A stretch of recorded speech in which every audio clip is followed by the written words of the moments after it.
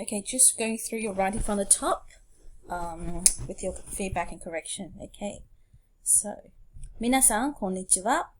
今日、私はあなたたちが私のサッカー部に入った方がいいことをなぜか説明したいと思います。Yeah, I know what you're trying to say, but it's just a little bit wordy. Okay? So, 今日は、okay, when I say 私, I'm assuming, because you're talking to them, they don't need to hear 私 all the time. 今日は皆さんがなぜサッカー部に入った方がいいか説明したいと思います。Okay, I'm going to repeat that again. 皆さんがなぜサッカー部に入った方がいいか説明したいと思います。Okay? Alright. Now, the next bit when you say, once you enter, it's going to be very fun and you won't regret it. Okay. Now, 残念になりません。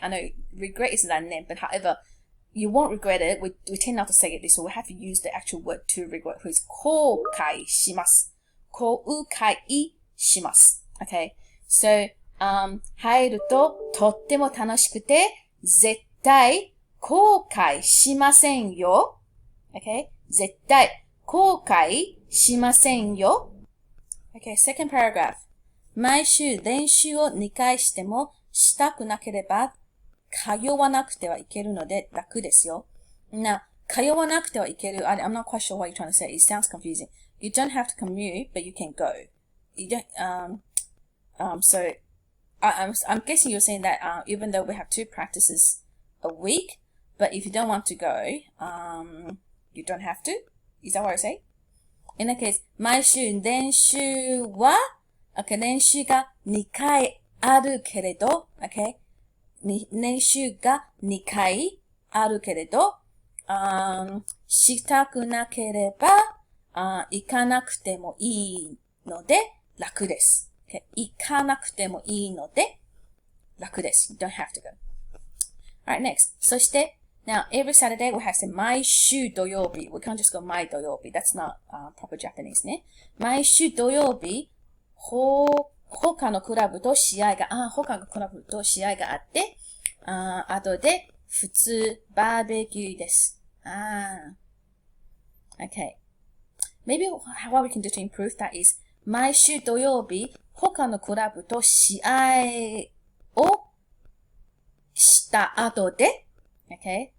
試合が終わった後で、普通バーベキューでみんなで楽しみます。Okay? So is that barbecue with just your club or with everyone else as well? If not sure, then じゃあ、普通バーベキューがあります。even, okay? There is a barbecue. Alright, next line. 週末にたくさん勉強するより、それをした方が良さそうですね。そうですね。How about 週末にずっと勉強するより、instead of studying all the time, サッカーをした方が良さそうですね。Okay, 良さそうじゃないですか？Okay, using a rhetorical question, okay, for emphasis. Alright, next.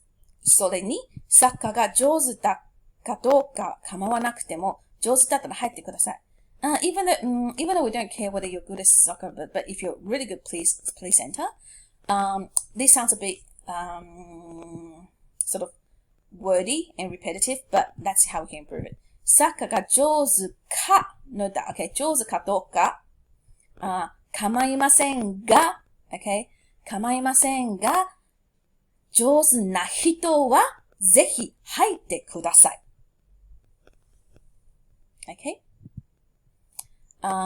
Or you can say, or another way of saying that is, サッカーが上手な人も、下手な人も、みんな歓迎しています。We welcome everyone. 歓迎しています。上手な人も下手な人も構いません。Okay? みんな歓迎しています。Okay, so there's a few variations.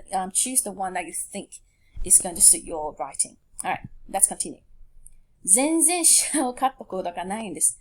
試合に勝ったことがないんです。Okay. そしてサッカーをもっと上手になりたい人。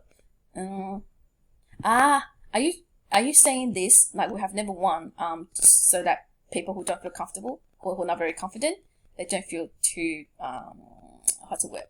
They don't feel too much pressure? In that case, I think that's fine. 全然試合に勝ったことがないからです。ないんです。Okay, that's fine. Okay.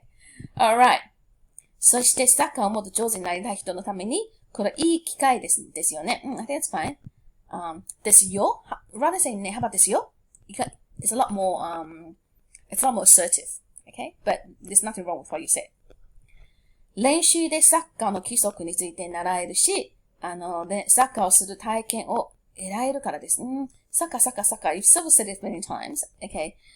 練習で、サッカーの規則について習えるし、you can gain the experience of playing soccer. Isn't that sort of, I don't know, that sounds a bit redundant by saying that. So, what else can we say here? に習えるし、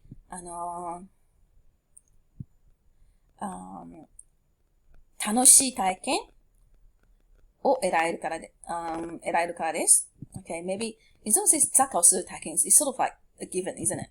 So, 楽しい体験、当たり sounds a bit cliche. What else do you think you put in there? Okay, have a think about it. Alright, the last bit. では、皆さん、サッカーをしたくて友達と楽しい経験したかったら、私のサッカー部に入ることについて考えてください。このスピーチを聞いてくれて、ありがとうございました。Okay? 聞いてくれて、excellent. Good work.